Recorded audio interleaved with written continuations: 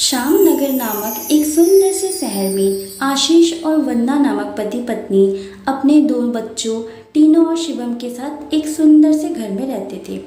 School के बच्चों की गर्मी की छुट्टियां चल रही थी। टीना और शिवम अपने पड़ोस के बच्चों के साथ खेल कूद करते थे। एक शाम टीना और शिवम अपने पड़ोस के बच्चों के साथ खेल कूद करके घर आए। दीदी, अभी हमारी गर्मियों की छुट्टियां चल रही है, तो पापा इस बार हमें कहीं घूमने नहीं ले जाएंगे क्या? जब पापा ऑफिस से आएंगे ना, तो आज हम उनसे पूछ ही लेंगे कि इस गर्मी की छुट्टियों में कहाँ लेके जा रहे हैं। पर मम्मी ने तो कहा था इस बार पापा को ऑफिस से छुट्टी मिलना बहुत ही मुश्किल है। तो क्या दीदी इस गर्मी हम कहीं घूमने नहीं जाएंगे? हमें ये हमारी पूरी छुट्टियां घर पर ही बितानी होगी। तभी पापा कमरे में आते हैं। अरे शिवम बेटा, मैं कल तुम्हें एक ऐसी जगह ले जा रहा हूँ जहाँ जाकर तुम्हें बहुत खुशी होगी। कहाँ लेके जा रहे हो पापा? आप जल्दी बताओ ना प्लीज, मुझे जानना है। बताओ ना पापा। अच्छा ठीक है बताता हूँ। कल हम सब तुम्हारी नानी के घर जा रहे हैं। सच में पापा? हाँ बिल्कुल सच में। ये कल हम नानी के घर घूमने जाएंगे।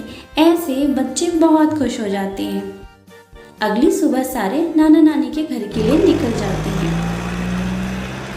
जब वे नाना नानी के घर के लिए जा रहे थे तो रास्ते में उन्होंने काफ़ी सारे खेत खलिहान देखे जो काफ़ी हरे भरे दिख रहे थे।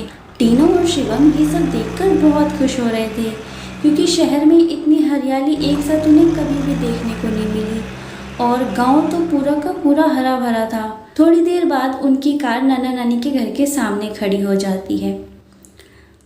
घर के गेट पर नाना नानी उनका बेसब्री से इंतजार कर रहे थे।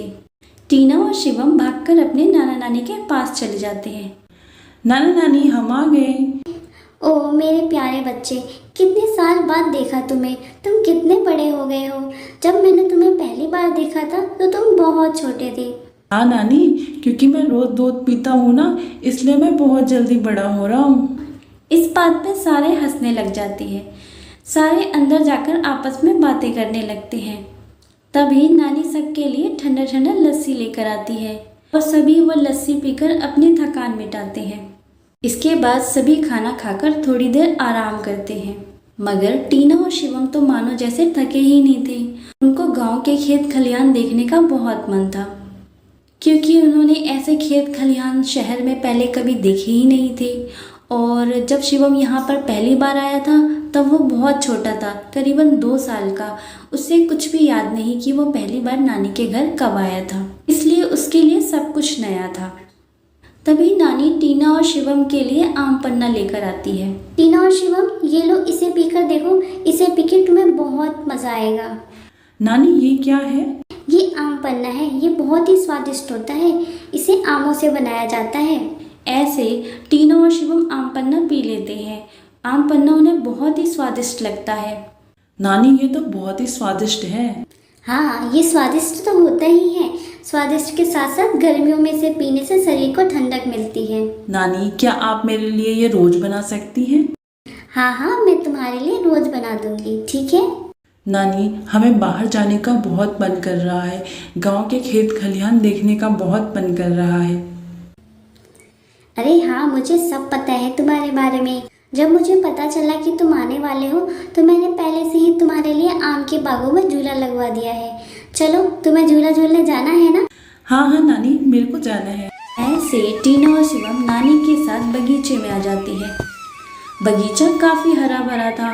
वहाँ काफ़ी प्रकार के पेड़ थे, जैसे आम के पेड़, अमरूद के पेड़, सेब के पेड़ और भी कई प्रकार के पेड़ थे।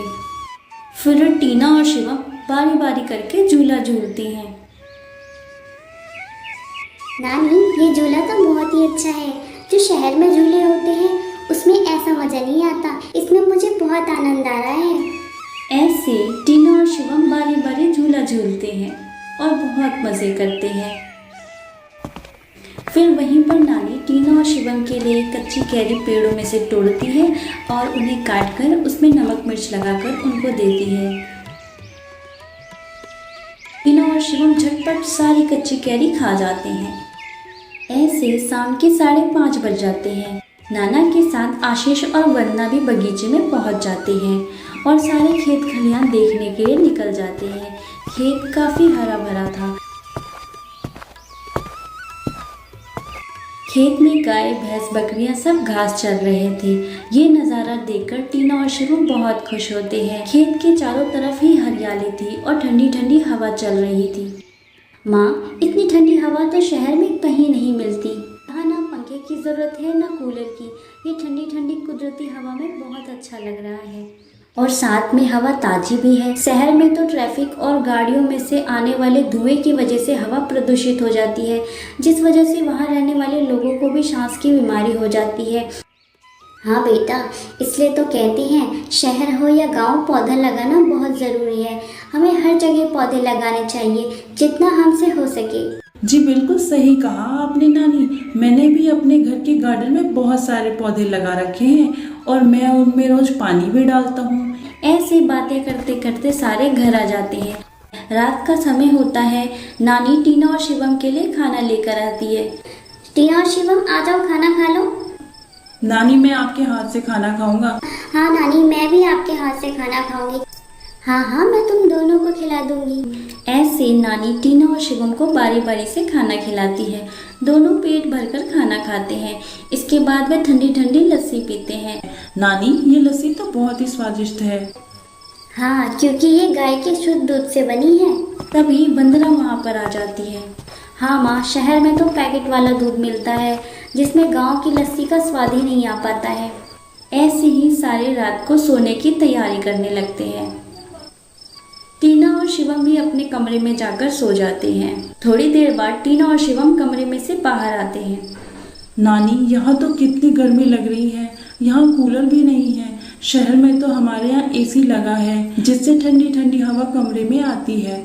यहाँ की गर्मी में तो हमें रात भर नींद ही नहीं आएगी। इस पर नानी कहती है, बस इतनी सी बात, हमारे पास एक ऐसी एसी है जो तुम्हारे शहर में किसी के पास नहीं। नानी, ऐसी कौन सी एसी है आपके पास? कुदरत की एसी। गांव में कुदरत की दया से काफी सारे पेड़ पौधे और हरियाली है, जिसकी वजह से रात भर ठंडी ठंडी हवा चलती रहती है। चलो, मैं तुम्हें घर के ऊपर छत पर खुले आसमान में लेकर चलती हूँ। वहीं पर हम आज रात को सोएंगे और कुदरती एसी का मजा लेंगे। सारे छत पर सोने के लिए चले जाते हैं। मम्मी और नानी ने मिलकर छत पर गद्दे बिछाए। नानी, मैं आपके पास सोऊंगा। हाँ नानी, मैं भी आपके पास सोऊंगी। हाँ हाँ ठीक है, तुम दोनों मेरे पास सो जाना, ठीक है? आ जाओ, चलो आ जाओ। ऐसे खुले आसमान में टीना और शिवम अपनी नानी के पास सो गए और नानी से कहानियां सुनते सुनते दोनों को मीठी मीठी प्यारी प्यारी सी नींद आ गई।